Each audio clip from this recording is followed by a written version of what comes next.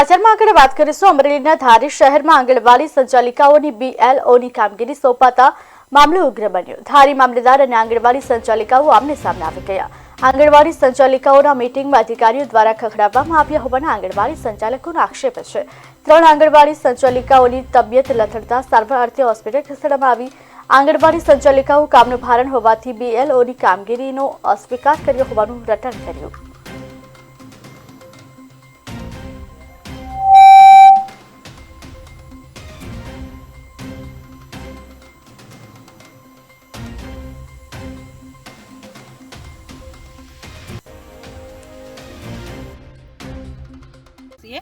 तो आज अमने जे कांई मीटिंग में कहेवामां आव्युं ए धमकावीने कहेवामां आवेल छे।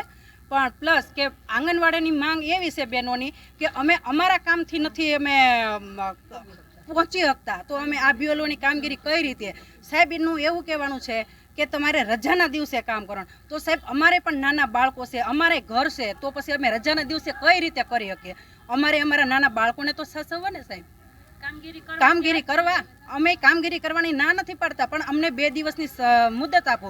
જો બીજો કોઈ તાલુકો સ્વીકારશે તો અમે સ્વીકારશું આ કામગીરી, અને અમારું યુનિયન જો સ્વીકારશે તો અમે સ્વીકારશું સાહેબ।